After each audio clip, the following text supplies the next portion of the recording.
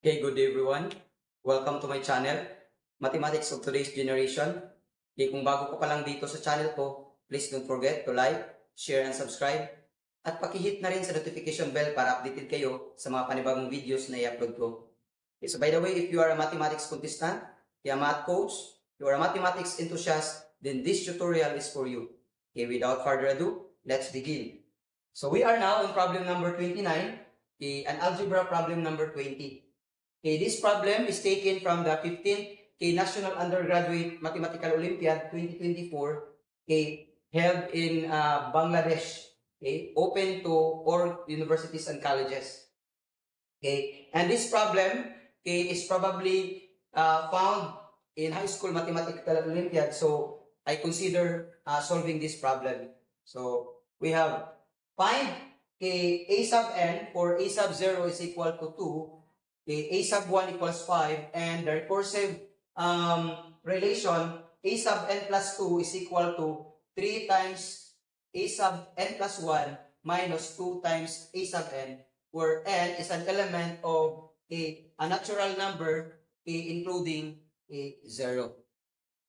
So now, we're going to solve this by looking into the pattern that we can generate out from manipulating the recursive relation that we have with respect to other given such as a sub 0 and a sub 1.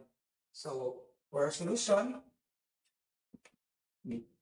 observe that a sub 2 is equal to, so n is equal to 0, so it means we have 3 times a sub 1 minus 2 times a sub 0.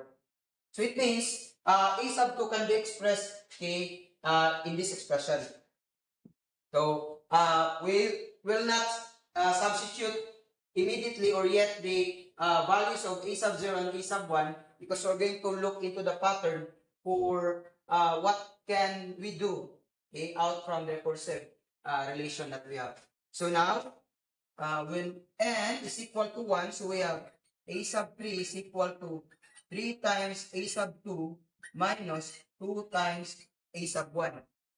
Okay, so from here, we're going to substitute the value of a sub 2, which is 3 times a sub 1 minus 2 times a sub 0. So we now have 3 times a 3 times a sub 1 minus 2 times a sub 0 minus 2 times a sub 1. Okay, simplifying this. So we have 3 times 3 times a sub 1, so we have 9 times a sub 1. Then 3 times 2 times a sub 0, so we have minus 6 times a sub 0 minus 2 times a sub 1. Then simplifying this, we have 9 minus 2, so we have 7 times a sub 1 minus 6 times a sub 0. So therefore, a sub 3 is equal to that expression. Okay, so we're going to highlight. So now, we assume that n is equal to 2, so we have a sub 4 is equal to 3 times a sub 3 minus 2 times a sub 2. Then again, substituting the corresponding expressions for a sub 3 and a sub 2. So we now have 3 times 7 times a sub 1 minus 6 times a sub 0 minus 2 times, so a sub 2 is 3 times a sub 1 minus 2 times a sub 0. Then simplifying this, so we now have 3 times 7, so we have 21 a sub 1. 3 times negative 6, we have negative 18 a sub 0. Then 2 times 3, so we have negative 6 a sub 1. Then negative 2 times negative 2, so we have positive 4 a sub 0. Then combining like terms, so we now have a sub 4 is equal to 21 minus 6, so we have 15 a sub 1. Then negative 18 plus 4, so we have negative 14 a sub 0. So this would be the equivalent expression for a sub 4. Now, let us observe for okay, the value of a sub 5. So we now have a sub 5. So it means our n here is equal to 3. So we now have 3 times a sub 4 minus 2 times a sub 3. Then the same process, substituting the corresponding expressions for a sub 3 and a sub 4. So this is equal to 3 times, so a sub 4 is 15, a sub 1 minus 14 a sub 0 minus 2 times a sub 3 is equal to 7 a sub 1 minus 6 times a sub 0. Simplifying this, we have 3 times 15, so we have 45 a sub 1. Then 3 times negative 14, so we have negative 42 a sub 0. Then negative 2 times positive 7, so we have negative 14 a sub 1. Then negative 2 times negative 6, we have positive 12 a sub 0. Then combining like terms, so we now have a sub 5 is equal to 45 minus 14, so we have 31 a sub 1 minus, negative 42 plus 12, so we have negative 30 a sub 0. Okay, next, we're going to observe for the value of a sub 6. So we have a sub 6 is equal to, so n is equal to 4 here. So we now have 3 a sub 5 minus 2 times a sub 4. Then by substituting the corresponding expressions for a sub 4 and a sub 5, we now have 3 times 31 a sub 1 minus 30 a sub 0 minus 2 times a sub 4 is 15 a sub 1 minus 14 a sub 0. Then, simplifying this, 3 times 31, so we have 93 a sub 1. Then 3 times negative 30, so we have negative 90 a sub 0. Then negative 2 times 15, so we have negative 30 a sub 1. Then negative 2 times negative 14, so we have positive 28 a sub 0. Then combining like terms, so we have 93 minus 30, so we have 63 a sub 1. Negative 90 plus 28, so we have negative 62 a sub 0. So this would be the corresponding expression for a sub 6. Now, let us observe, for the coefficients of a sub 1 and a sub 0. Notice that the coefficients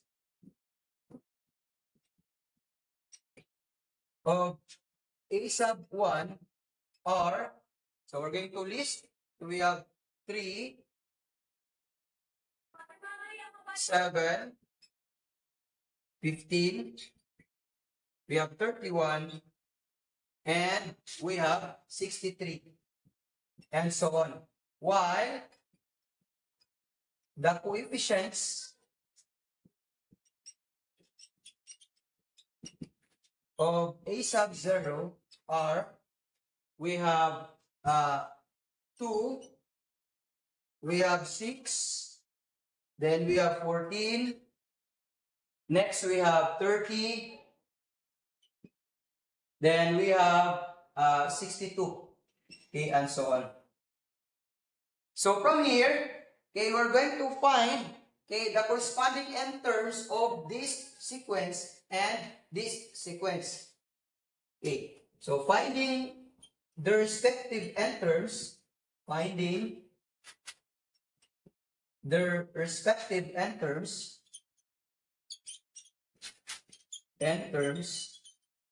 we get, for the first one, so we have 3, 7, 15, 31, 63, and so on. Notice that the terms here can be obtained by subtracting 1 by a power of 2. Because 3 can be expressed as 2 squared, okay, minus 1. 7 can be expressed as 2 cubed minus 1. Because 2 cubed is equal to 8. Then 8 minus 1 is equal to 7. So this means the nth term of this sequence would be 2 raised to n minus 1. Okay, if you have doubt, then we're going to proceed in this process. Okay, we're going to subtract, okay, the succeeding term by the preceding term. So we have 7 minus 3, so we have 4. Then 15 minus 7, we have 8.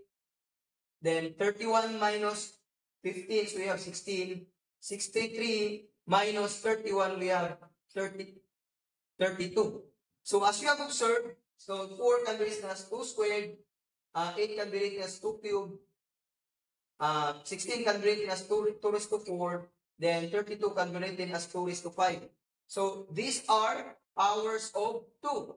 And if you're going to subtract it continuously, so you obtain another powers of 2. So it means, okay, this sequence, okay, form exponential sequence. So therefore, we can deduce that the n term, okay, of this sequence is 2 raised to n minus 1. Okay, the second one, so we have 2, 6, 14, 30, and 62. Okay, then again, okay, if we're going to apply this process, so subtracting the succeeding term by the preceding term, so we obtain again a powers of 2. Okay? However, powers of 2, but each of these terms is a power of 2 less a 2. So because 2 can be written as 2 squared minus 2. Then 6 can be written as 2 cubed minus 2. So therefore, and so on, so we have 2 raised to n minus 2. It would be the n term. Okay. For you to check, okay, you're going to substitute, okay, n would be greater than or equal to 2. So that we obtain each of the terms of these sequences. Okay.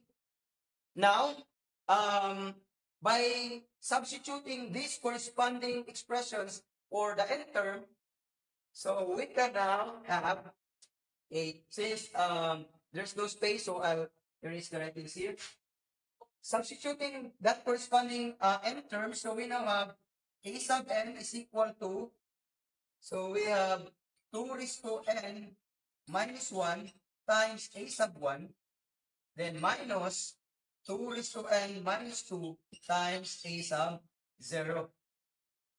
Okay, then substituting the values of a sub 0 and a sub 1, which is equal to 2 and 5 respectively. So we now have 2 raised to n minus 1 times 5 minus 2 raised to n minus 2 times 2.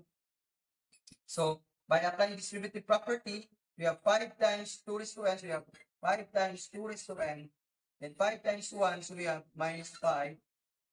Then 2 times 2 raised to n, so we have 2 times 2 raised to n times negative 1, so we have negative 2 times 2 raised to n. Then negative times negative, so we have positive. Then 2 times 2, so we have 4. Okay, then combining like terms, so we have 5 minus 2, so we have 3 times 2 raised to n. Then negative 5 plus 4, so we have negative 1. So therefore, okay, the n terms, okay, that we look for, okay, is just a sub n equals 3 times 2 raised to n minus 1. Okay, this time, this is for every n element of a natural number, including a 0. Now, for us to check, so we're going to substitute, for example, for n equals 0, so we have checking, we have to check if our answer is correct. So we have 3 times 2 raised to 0 minus 1. 2 raised to 0 is equal to 1. Then 3 times 1, we have 3 minus 1, so we have 2. So we are checked. Okay, a sub 0 equals 2. Let's proceed to a sub 1. So we have 3 times 2 is to 1 minus 1. So we have 2 is to 1 equals 2. 3 times 2, we have 6. Then minus 1, so we have 5. Then we are checked. And so on. If you continue the process by substituting a for any n a in this domain, so we can have the corresponding values that we look for. Okay, so I think this is a good place to stop.